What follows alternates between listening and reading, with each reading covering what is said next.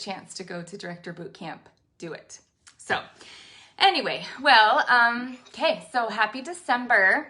And like I said, hopefully you can take a look back and look at your goals for November. As a leader, a lot of times we think that our goals are a reflection and that our team is a reflection of us. Sometimes it is, and I'm gonna go over that.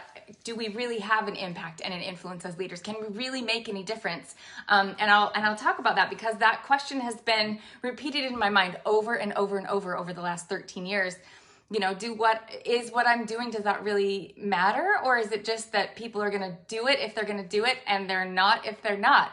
So I'm going to talk about that in a second. But I think as a leader, a lot of times we put that on our own shoulders, and we think if we don't have as many active frontline as we made our goal to be, even if our PRV isn't as high as we made our goal to be, or if we didn't get that promotion, or if we didn't even get paid a title, or whatever it was that we were going for, I think a lot of times it's so important to look back and see the progress. See what we did do, see what we did make progress in. For me, at least, as a human creature, knowing that I'm in this for the long haul, 13 years plus, 20 years plus, 5 years plus, whatever, you have to find a way to find steps along the way that are progress. And like I said, I'll talk about that in a second, because I have found that there are 3 main pillars to my success as a leader and my happiness as a leader. And that's key. You know, you got to be happy. You got to find what makes you come alive, and you've got to find what really lights your spark, especially during the tough seasons like this, where it's go, go, go, go, go. It's LTOs like crazy. It's lots of encouragement and cheering on your team and making goals and pushing and reaching for the stars. It's really important to recharge and re-energize and find what makes you, what lights that fire for you, what keeps you going. So anyway, so back to my question. Let's get started. Over the years, I've asked myself the question over and over again, as I've tried different programs, as I've tried different mentoring techniques and styles, as I've tried different things within my business, as we all kind of do throughout that leadership river of an ebb and flow. What am I doing that's working? What am I doing that's not working? And I think that's a very key question, because everyone's leadership style is going to be different. Whether you are a star consultant or a superstar director, that leadership style gets to be unique to you. And I think that's one thing that I love about this business, is that it gets to be me. It gets to be something that feels good to me, and I don't have to be anybody else. I don't have to do it like anybody else. I have to find what works for me and for my team, because again, that's the most important thing, is taking care of me so that I can take care of my business and take care of my team. And honestly, it all is so interconnected. When I am doing things that help keep my energy levels up and keep me in a better place, it's simple things like listening to a podcast, or maybe listening to a music that helps keep me up. Totally exercising, that really helps me just live my best life. Drinking my water, you know, just all of the things that help me be a better person. It might not seem related to your business, but it totally is. So, okay, so as I think about, does it matter what I do as a leader and what impact can I have?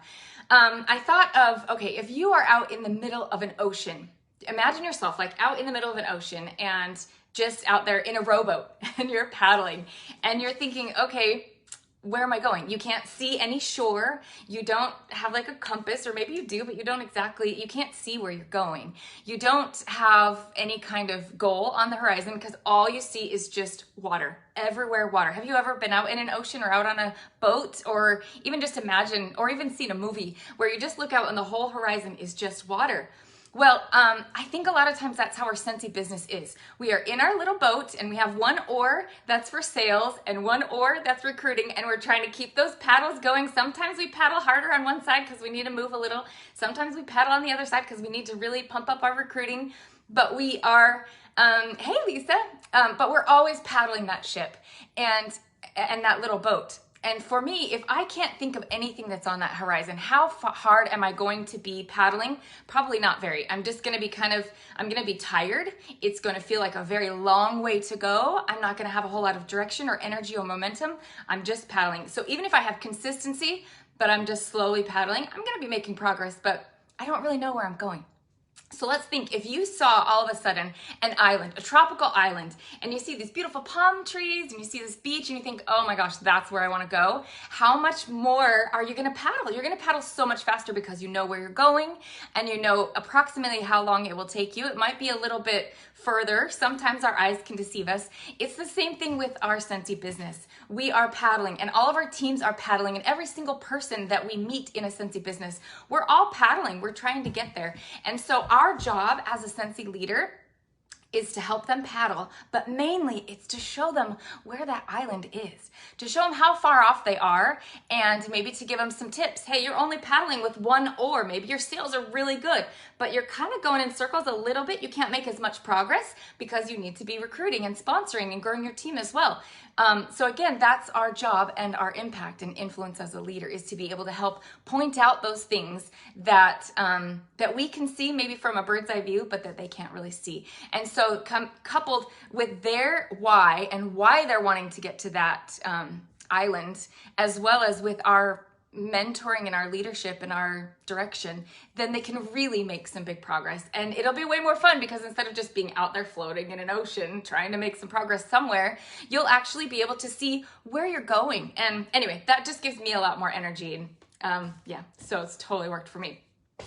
The ways that we can do that. So then you say, okay, so if we really can impact a leader, it's kind of like, you know, when someone's running a race, if there's everybody on the side cheering for them, guess what? You run faster. So that's what we get to do as leaders. We get to help build that belief and that belonging and that momentum. And those are really the three keys. As I think about, like I said, I've tried a lot of different training programs. I've tried different leadership programs. I've tried different things just because, again, that's what we do as leaders. And the one thing that I've seen in common, hey, Jenna, that actually really, truly makes a difference is when I can infuse whatever I'm doing. And like I said, whether you have a team of 3 or 30 or 3,000, these 3 principles are the leadership principles that I've found. Oh, good. I'm glad that it makes sense, Mandy. Thank you. That I've found that really, truly are the way that I can help give vision and momentum to all of my cute teamies paddling in the boat. And the 3 things, like I said, are belief, belonging, and momentum. Keep paddling in that boat. So the belief, we need to have belief in our company, that we are in the company that has our back, and that we are all in, and that we are that we're in it, that we're fully in that boat. You can't have one leg outside of the boat and one leg in and be paddling very well. You've got to be all the way in the boat. So that belief that you're in the right place and that it's the right time for you, and that even if you could have joined way back when, now is when you're supposed to be here. Now is when you're supposed to be a leader. Even if it's taken you 5 years and you're finally like, okay, I'm going to go for director now. That's okay. You're right where you're supposed to be. That belief has got to be so solid for you that now is your time, now is the place, and that you're here for a reason, and this is your time. Isn't that exciting? Like, it doesn't matter that you missed it 5 years ago, or that you've been going for the same promotion for 3 years, or that you just joined last month. Whatever it is, now is the perfect time for you to be here. How enlightening is that? So the belief that you're in the right place at the right time, the belief that you are here and that you have limitless potential. That just because you might not be moving as fast as somebody else, or just because you might not do it just like somebody else, or just because you might not like to do it how everybody else likes to do it, that's okay. The belief that you have it within you to do it uniquely you and to make it work. That's the only way you're going to be in it for the long haul. We're paddling through an ocean after all. It's a long journey. So the more that you can build that belief within yourself that you can do this. I remember when I was at SFR, it was in 2009, so it was my second one. It wasn't even my first one, but I remember sitting at a table at the awards banquet, and they were giving out cars that year, and they were giving out awards, and superstar directors were walking up on stage, and it was a little bit crazy. And I remember sitting there thinking, and I even turned to my husband who was there with me, and I remember thinking, I was a lead consultant, and I just remembered the thought crossed my mind and came so hard into my heart. It was, do you think that'll ever be me? Do you think I'll ever really make this work? Because I didn't join to start some big, huge empire or to be a boss babe or any of those things. I started because we had crazy student loan debt from my husband's graduate school loans, and I hated the debt, and I wanted something that I could do that wouldn't go away each day. You know, as a stay-at-home mom, we made the beds. I'd have to make them all again tomorrow. I make food for everybody. They eat it all. I have to eat it all again tomorrow. And it just kind of felt like that hamster wheel. So for me, Scentsy was something that was an emotional anchor, as well as we paid off our student loans in crazy time. But I didn't really have the belief or the vision that this could be something bigger, that this could literally change our lives. And so I had to keep working on that belief of myself. So the belief that the company is good and there's plenty of growth left in the company, that's key. That's kind of base level. If you don't believe in that, why are you here? You know what I mean? You have to believe in the opportunity. But then again, like I said, that other key is believing in yourself and in your key part that you can do it. It's not too late. It's not saturated too much. You're not too busy. It's not unachievable. It's not achievable for everybody else except for you. It's achievable for you as well. So that belief in yourself, and then again, that belief in your team members. A lot of times the greatest gift we can give them is to see in them their potential.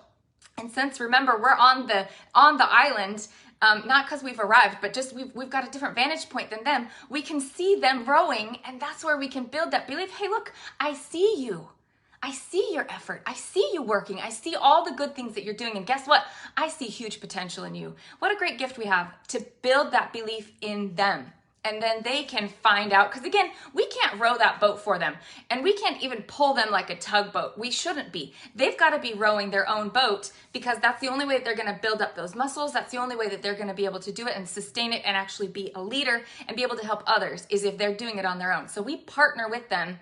But again, we build that belief in them so that they can see it within themselves. And that is life changing. And then guess what? Even if they never make it to superstar director, even if it's not life-changing money for them, you have changed their life in a way that they can believe in themselves. If nothing else, they have to borrow your belief for a little while, but it will totally change their outlook on what they can do. So I think that's beautiful. So you build belief in yourself, build belief in the company, and then build belief in them. There's a lot of different ways that you can do it, but if nothing else, just look for something that they're doing that makes them good. Look for something that makes them unique as a leader, that you can say, hey, you know what? I see you doing this, and you're going to make a great leader. Even if they don't have any team members, you can see those and plant those seeds in their mind of belief so that it can continue to grow within them, and then they can be self-sufficient in that lead. One of my favorite quotes is by a neurologist named Donald Cowan, and he says the essential difference between logic and emotion is that logic leads to conclusions and emotion leads to action. So as a leader, as we're trying to lead and think, how do I make my team do something? How do I get them active? How do I get them to believe or to go for their goals? Or, dang, my team made me not get a promotion again. Okay, that's not true. That your team, you can't put your goals on your team, but you can definitely help encourage them by not getting at that logic level. Don't get them to the making goals that are up here, but help them tap into their own emotion of their own potential and seeing that area where they're going, their why, and that end point of that beautiful island that they're rowing to, and what life could be like. Help them put it on, help them see it, help them feel it for a little bit, what it would be like if they had all of their wildest dreams come true. What would that feel like? What would that be like? And then they can really, then it's not just merely a goal written down, but it's actually a part of their destination, and it's a part of their dream and something that they're really working for. So belief, building belief, that's the first thing. And like I said, start there. So like I said, if you are mentoring your team, if you are thinking of a training program, if you are whatever you're doing, think about building belief as your core pillar. The second pillar that I have found that is so important is building belonging. Everybody needs a place to belong, especially in our world where things are so divided and everybody is so comparative. I saw somebody comment down here, comparison is the thief of joy. That is so true. And where especially in our Scentsy community, we share our ideas and we post our trainings and we share what we're doing, and we look and we get all of these ideas and we take them all into our arms because we think, oh, if I do this, then my team will grow faster. If I do this, then I'll be a better leader. If I do this, then I'm worthy of my paycheck, or whatever it is. But then it gets overwhelming and it gets too heavy and our boat sinks. So tap into the sense of belonging is enough. The sense that they have a place and that it's our happy place. And the team leaders that can do this and create that sense of belonging, that it's easy to enter and hard to leave, those are the teams with the greatest beautiful culture that makes a huge difference. If we were working at a normal business, you could fire those who weren't doing a good job, or you could, put them in a different department if they didn't really fit in your leadership very well. But with Scentsy, we don't. It's a come as you are, and it's a hodgepodge of all different kinds of personalities, all different kind of beliefs, all different kind of value systems, all different kind of work styles, all of it. And so the more that we can create a sense of belonging within our own teams, then the more we can really help everybody to feel that. Let me see. I have some ideas of how to create belonging.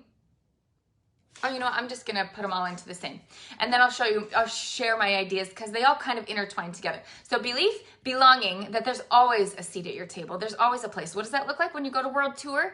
You do something together, or you sit together, or you wear matching shirts, or you decide on a team song and you play it at every break. So you're all jamming out to the team song. Whatever it is, create that sense of belonging, because that's what we all want. And the more you can create that stickiness, the more everybody will truly work and live up to their potential. So belief, belonging, and then momentum. Again, like I said at the beginning, you don't go from one step to superstar director, from lead. It takes baby steps. It takes progress, which is momentum. And the more that you can create that momentum for yourself as well as for your team, the more that will create a self-sustaining rhythm.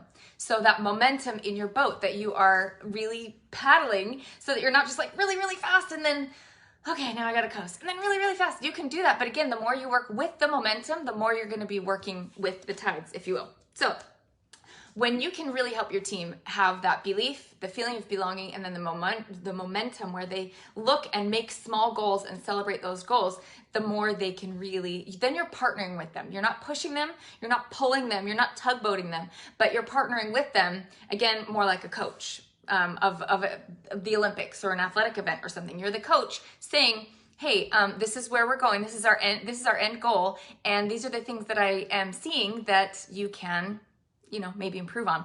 Or even better, ask them and then they can see it. But either way, you're helping them to see things they don't see. You can't do it for them, but that's what you can do for them.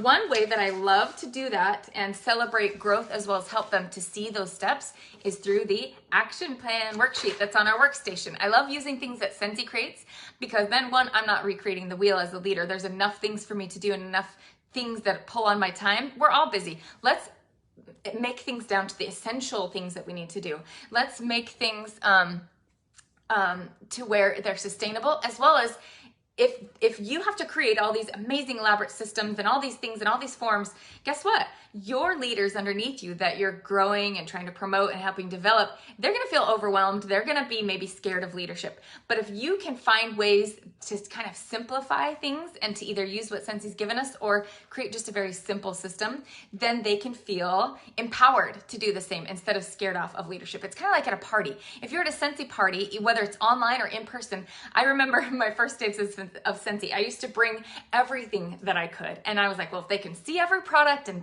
feel it and touch it and smell it, then they will buy and they'll love it and then they'll magically want to join. Okay, so I sold a lot because people do love the products and if they can see it, and I had warmers set up all over and all kinds of things. So I got great sales at those parties, but guess what? I had the hardest time booking any parties off of those parties, and I definitely couldn't get anybody to join. Why? Because they saw that I had this elaborate display and it felt beautiful, but it felt hard and overwhelming and scary. So the more that I could really pare it down and just bring in one bag, one trip from my car when I would bring in my parties. I had it all in one bag, a pretty simple setup. And then we did things that were more engaging and fun to create that belief, belonging, and momentum among even my parties. then again, it went from the logic to, oh yeah, this is a great warmer, to this is a part of my life that I need to have. And this is a fun part, or this is something that brings me alive and brings me energy and things like that. So just like it works with your parties to simplify and make it look fun and easy, it's the same way with our leadership. Try to make it look fun and easy. I don't know. Sometimes I see people that make leadership hard, but that also want to make it look even harder than it is. You know, oh, I'm working so hard. And oh, who would want to do that? Who would want their whole life to be taken over by Scentsy, or so hard that they're just working so hard? Yes, we want to work hard, but again, we want to make it look like it's appealing. We want to make it look attractive and go from here to here of, oh yeah, it's this much for a starter kit. That's true. That's logic. But guess what? It's not just a starter kit. I get to be a part of something, or I get to belong, or I get to, whatever. Work on that level of your leadership, and it will be sticky, and it will be something that they can replicate. So I love the leadership. This is actually the leader action plan worksheet, if you can find that in the workstation. If not, I can upload it to the files because I love it. I use this all the time for myself, for my leaders, and then even just for my team who are making their goals.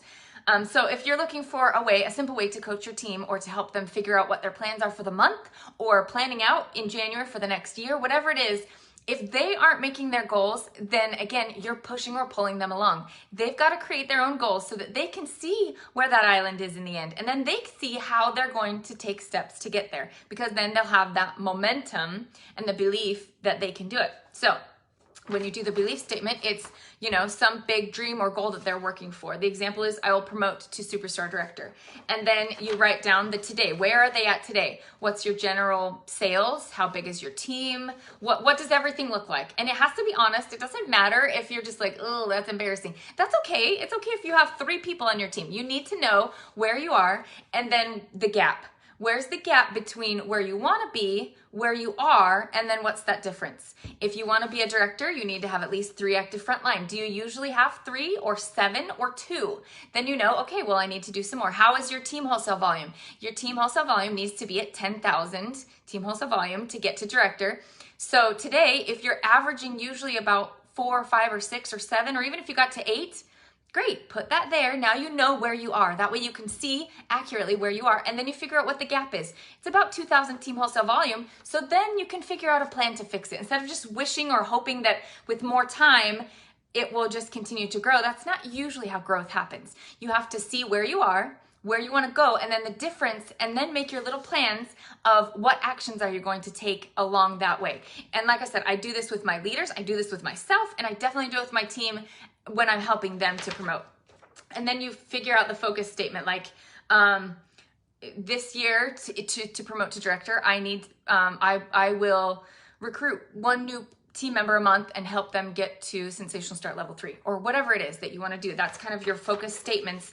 And then if you're saying, okay, well, I'm going to sponsor 5 new people in the next 5 months, this next part down here, the action plan, these are the actual steps that you're going to do, that these can be measured. This is where you're going, but sometime you need to know, you need to break it down into what does that look like? What am I going to do to have those? Those are the actual actions that you do. So example, to enroll 1 team member a month, I will initiate 10 conversations about the Scentsy business opportunity each week, or whatever it is that you do. Or you'll create a new system with your parties to mention joining, or to make it look more fun, or whatever it is. This is a beautiful thing. It's so simple, but it's so powerful, because then again, they have it in their hands. They know how to do it, and you're using a Scentsy system so that they could then use it again on their own. So super systems, super simple systems, so that you can show them how. A lot of times, like with that belief, I had a girl who just promoted to superstar consultant this last month. She doesn't have a huge team.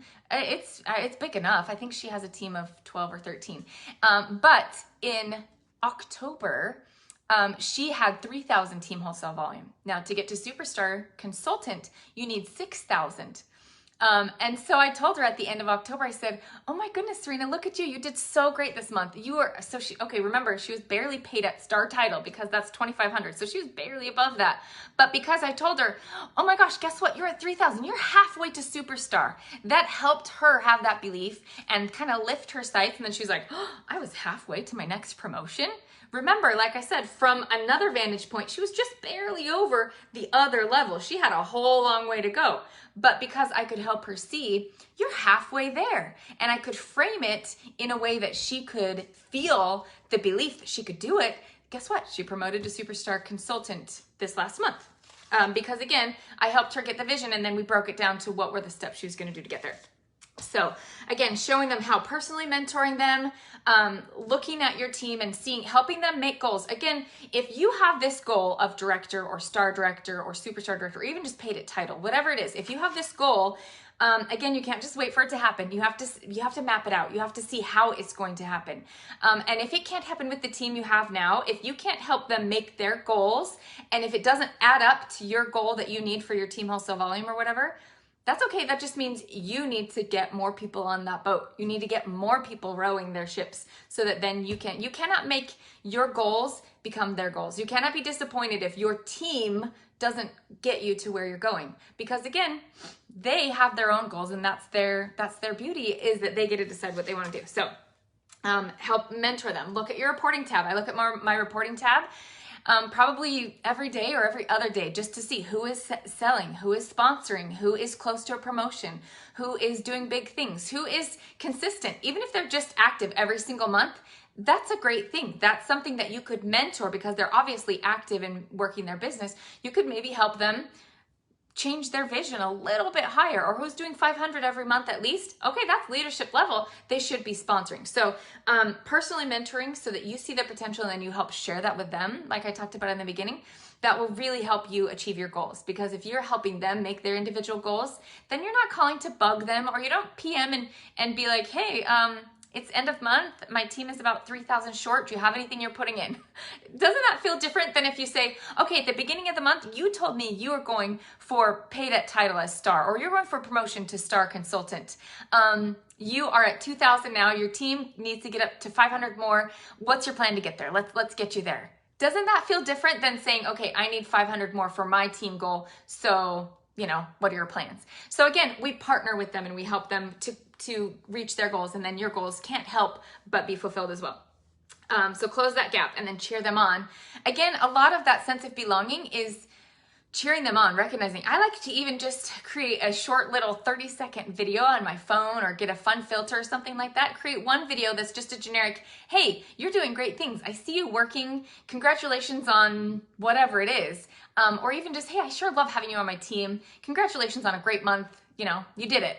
Something. And then I put that in my phone roll, in my camera roll, and then I PM it or I text it to my team members. Even if they aren't your super rock stars, who doesn't love a motivational message like that and somebody cheering them on like that? So cheer them on, because again, what gets recognized will get repeated. So if you recognize their beautiful team culture, even if they're not really selling, but they're a great part of your team and they add to your team page, or they just have a really good attitude, you got to praise that, and praise that in front of everybody, because what gets recognized gets repeated. And there are a lot of teams with rock star people that are really hustling, but they just really struggle with team culture. So if you really want to focus on your team culture, find ways to encourage and praise and recognize that. If you want to focus on getting higher team wholesale volume, find ways to encourage and praise and recognize that. If you need growth, because you're like, oh man, my team is kind of stagnant in growth, find ways to encourage and praise and recognize growth and growth actions. Not just, hey, you recruited somebody, but, oh, look, I see you making a really good, I like to shout out people. Like I'll take a screenshot of kind of like a caught you doing good kind of a thing. If I see somebody on my team page that's doing a really effective post for sharing Scentsy, or for just showing the Scentsy lifestyle, or a really good sales post or whatever, then I'll share it and be like, hey, look what Susie just did. It's such a great job and a great way to do it. If you want to do something similar, this is a great way to do it. So again, shout out what you want recognized with your team, and it really does help. It really does work. How do you do that? You can recognize sales accomplishments like sales or sponsoring, or incentives that you want to run if you need something to kind of help build the extra energy and momentum for December, because we kind of have a short month. So all of our goals have to be compressed into a shorter time if we want to really make some big things happen. December is a month. It's still a whole month. But a lot of times we think, oh, we only have half a month to work, and then we take the rest off. Well, if you want to do that, you just have to get all of your work done in the first half so that you can kind of check out. Or if you say, I have systems in place that I'm going to send an email to my whole customers, and they always buy from my emails. So I can do that in the second week, and it's okay. Katrina, yes, start from the beginning whenever you can. I'm almost done. So yeah, just hop on for the end, and then you can catch the replay. So just glad you're here. So recognition, again, you can totally recognize actions taken towards those goals. So if you find that there's not a lot of momentum in your team, that's okay. Start recognizing actions taken that will lead to those goals. Again, what gets recognized gets repeated. If you find that there's kind of a hole or lack, or even you just want to have more energy, then find ways to recognize what you want to. You could even have like a team cheerleader and recognize them for being your team spirit leader or something like that. So you could send out postcards. You could send out a text. You could send out a DM or even an email. I love seeing when a leader will send out an email to everybody who's active on the 1st, and then they screenshot that, and then they can tag their leader and say, oh my gosh, I love this recognition. And then everybody sees that they're working, but you're not having to shout them out. Again, it makes them self-sufficient and builds their belief. Emails or your personalized video, like I said, or shout outs in your team page if you want to do that, or on their personal profile if you want to go on. I don't love that one just because, again, that makes people kind of dependent on that praise. I want to encourage them to shout themselves out, to take a picture of my postcard that I've given them, or my email, or my praise in our team page, or whatever, and then they shout themselves out and say, look what good things I'm doing. That it feels to me like it leads to more self-sufficient people, to where they're not just relying on you to build them up, but that they can find ways to celebrate themselves.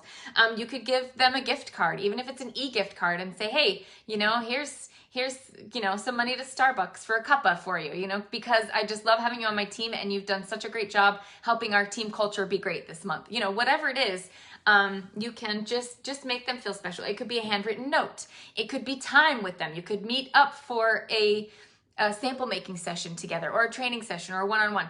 Again, it's kind of like if you think about the 5 love languages, everybody feels love in a different way. And the more we can help our team members feel loved through our leadership, the more they will it's like giving flower food to a flower. Like they just blossom bigger. They just smell better with their roses, and they just, they will be happier, and they will perform better for you. So yeah.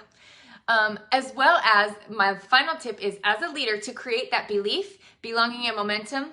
Don't feel like you have to know everything. Don't feel like you have to do everything. Don't feel like it's not necessarily this hierarchical kind of, there's the king and there's a couple rulers and then there's the peasants, I think a lot of times as Scentsy leaders, we think as a leader, that means I need to act like the king or the queen because I need to be doing it all and I need to be ruling my kingdom.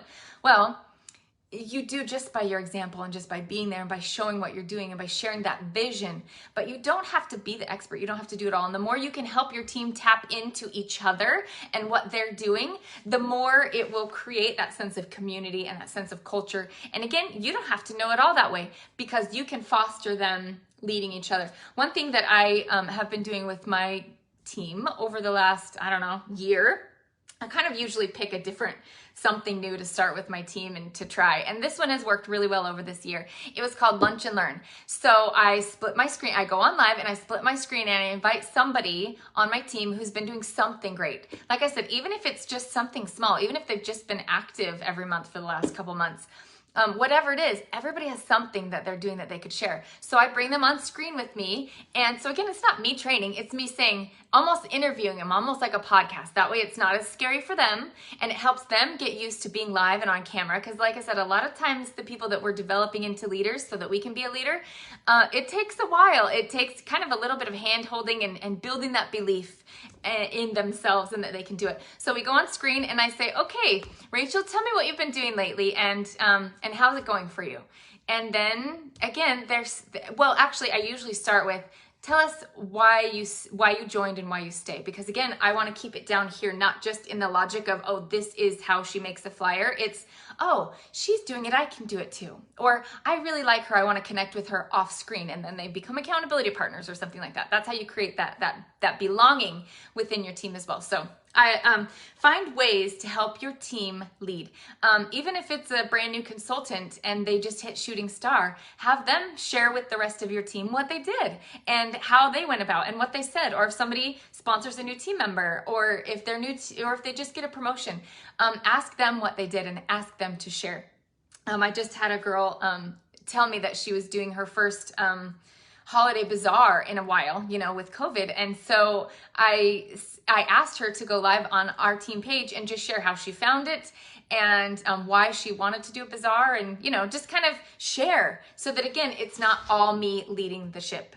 I am there just helping them figure out how to love on each other and encourage each other. And then, like I said, then you will feel a lot less weight of responsibility. It will be fun. It will be light. It will be lovely, because everybody gets to do it together. It really is better together. And the more you can create that culture within your leadership, the more you will have a rock solid team that will just be all rowing those boats together.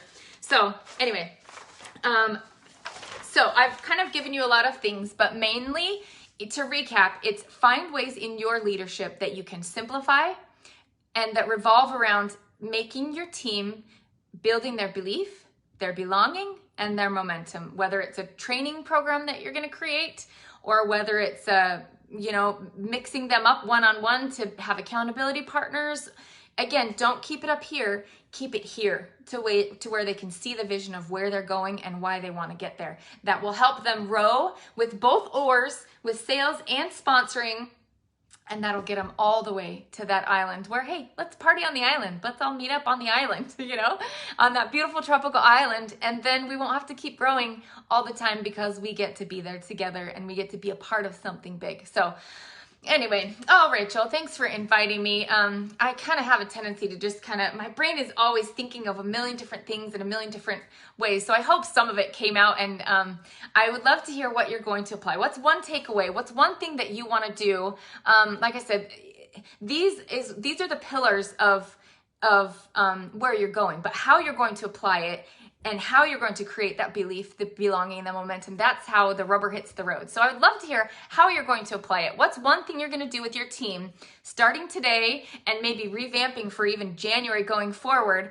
What's one thing that you would like to tweak a little bit? Again, don't throw it all away. You're doing a great job. But what's one thing that you can tweak to either simplify or to create and foster that feeling and that culture of the belief, the belonging, and the momentum?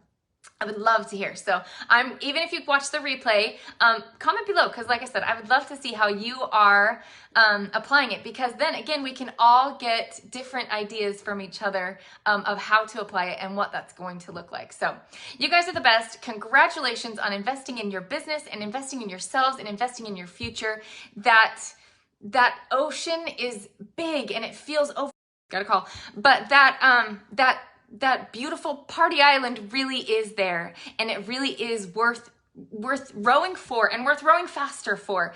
Whether you need that Scentsy business to help get that burden of debt gone, or to pay. My husband lost his job 5 years ago, and it was so beautiful because we didn't have to worry. We didn't have to stress. He could take a long time to be home with our family if that's what we wanted, or to find a job that was truly perfect for what he wanted. It took away all the worry and the stress, and it literally has created a different life for us. It is possible, and it is possible for you. It's not just possible for someone, it's possible for you. You can do it. Find your island. What is your why? Where are you headed for? What are you going for? And then just stroke extra hard. Find that energy, find what makes you go, and then find somebody else who is in a similar boat so you guys can row together, because that makes it way more fun anyway. Anyway, you guys are the best. Thanks for tuning in today, and I can't wait to read your takeaways. And yeah, I will talk to you later. Good luck with the rest of your program.